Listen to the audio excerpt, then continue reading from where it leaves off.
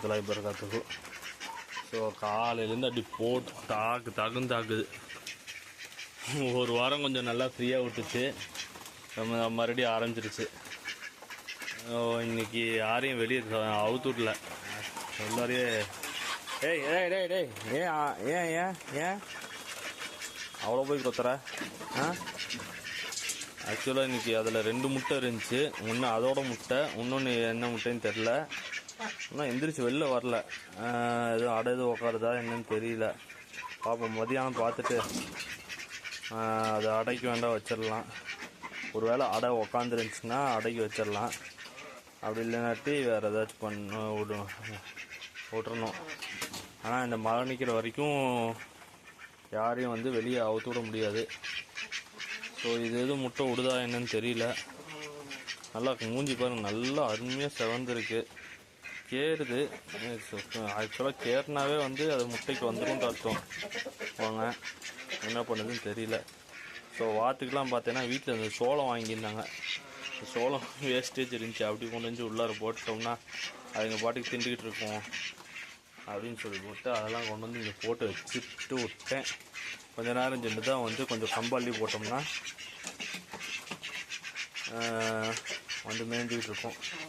சரி, இவ்வளோ யாரோ போட்டால் அது வெளில வரல பாருங்கள், உள்ளாரியே தான் இருக்குது. முட்டை விட்டுருச்சு ஆனால் வெளில வரல. ஸோ பார்க்கணும் என்னன்ட்டு. அடையாக கூட இருக்கலாம், அடையாக இருந்தால் கூட அவ்வளோ சீக்கிரம் வெளில வராது. ஆக்சுவலாக வாத்துங்க இதெல்லாம் காலி பண்ணிடும். வாத்துங்க வந்து இந்த மாதிரி ஐட்டம்லாம் நல்லா சாப்பிட்ரும், அதெல்லாம் விட்டு வைக்காது. சரி, எல்லாம் அப்படி சாப்பிட்டுட்டு இருக்கோம். ஆனால் இப்போதைக்கு நம்ம வந்து ஒரு 2 நாளைக்கு இவங்க வந்து ஹவுஸ் அரெஸ்ட் தான். இந்த கோழி முட்டைக்கு வர சிச்சுவேஷன் வந்துருச்சுன்னு நினைக்கிறேன். எப்படியும் இந்த மாதத்துக்குள்ளார அது முட்டைக்கு வந்துடும் நினைக்கிறேன். இந்த பெருசு தான் என்னன்ட்டு ஒன்றும் தெரிய மாட்டேங்குது, அப்படியே இருக்குது. எந்த விதமான இம்ப்ரூவ்மெண்ட்டும் இல்லை. ரொம்ப நாளாச்சு அந்த கோழி வாங்கி. எனக்கு தெரிஞ்சு இப்போ இந்த இடத்துக்கு வந்து இப்போ 2 வருஷம் ஆச்சா? ஆமாம், அதுக்கெலாம் முன்னாடி இருந்துருக்கு, ரொம்ப நாளாக இருக்குது. சரி இருக்கட்டும். எல்லாம் கீழே இறங்கிட்டாங்க, இவனை மட்டும் பாருங்க பாவம். ஏன்னா வந்து இப்போ இவரு தான் கிங்கு. ஏய் ஏய் ஏய் ஏய் போ. அது முட்டை விடுன்னு நினைக்கிறேன், அதனால தான் போய் அதை கொத்துதுன்னு நினைக்கிறேன். ஆக்சுவலாக அது அங்கே போய் தான் முட்டை விட மாட்டே தெரியுது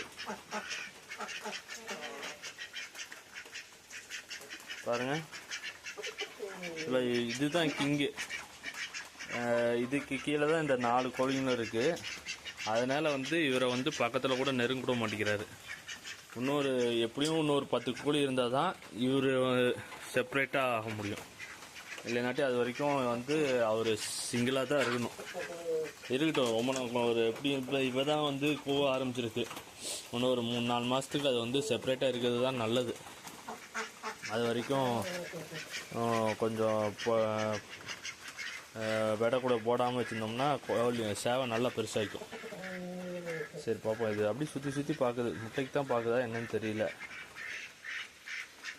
வாத்துக்கு தான் தொல்லையே, ரொம்ப தொல்லை. வாத்துக்கு தனியாக ஒரு டிவிஷன் பிரிக்கலான்னு இருக்கேன். தனியாக ஒரு பகுதி பிரிச்சுட்டோன்னு வச்சுக்கோங்களேன் இதுலேயே. அது வாத்து கரெக்டாக அதில் போய் இருந்துக்கும், டிஸ்டர்ப் பண்ணாது.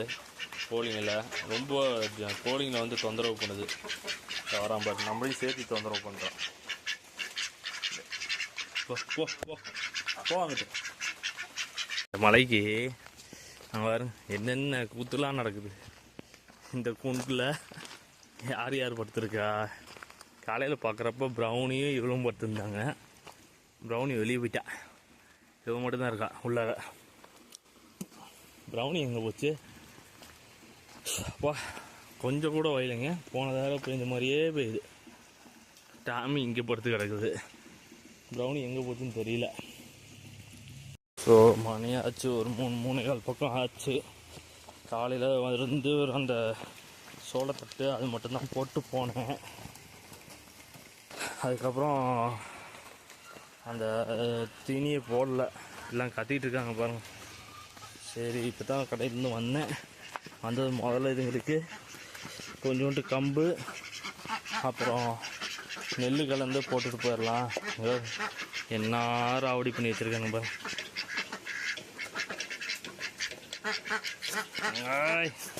திறக்க வேற முடியல.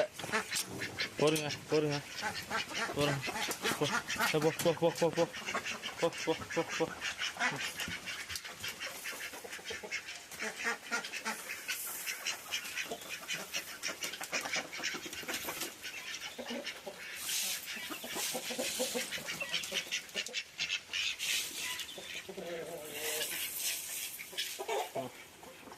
எல்லாத்துக்கும் போட்டாச்சு, சாப்பிடுங்க. வாத்து தான் அதிகமாக தின்றது, வேறு யாரும் முட்டை போடல.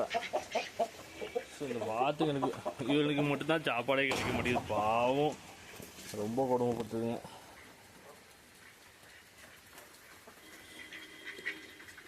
பயங்கரமான மழையாக இருக்குது. காலையிலேருந்து பிடிச்ச மழை கிட்டத்தட்ட ஒரு 6:30 மணி பக்கம் பிடிச்சதுன்னு நினைக்கிறேன். இன்னும் பெஞ்சிக்கிட்டே கிடக்குது. வாத்துக்கு ரொம்ப ஸ்பீடாக சாப்பிட்றதுங்க. அவங்க சாப்பிட்ற ஸ்பீடு கடை கடன்னு காலி பண்ணிடுறாங்க. இதுங்களுக்கு அவ்வளோ சீக்கிரம் கிடைக்க மாட்டேங்குது. அதுதான் பெரிய தொல்லையை. அதனால என்ன பண்ணோம்னா, வாத்துங்களுக்கு வேறு ஏதாச்சும் வழி பண்ணணும். வாத்துங்களோட போர்ஷனே தனியாக பிரிக்கணும். பிரித்தா தான் வேலைக்கு ஆகும்.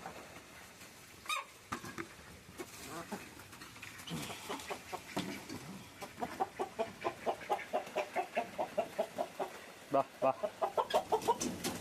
இறங்கி வா இறங்கி வா, இறங்கி வந்து சாப்பிடு. சாப்பிடாம எப்படி இருப்ப? ஏய் போ, நீங்களாம் தின்ட்டிங்கல்ல, போ. அவங்க கொஞ்சம் சாப்பிட்டோம். ஏய் போ, போட்டு போட்டு போட்டு போட்டு அவன் போட்டுருவான்.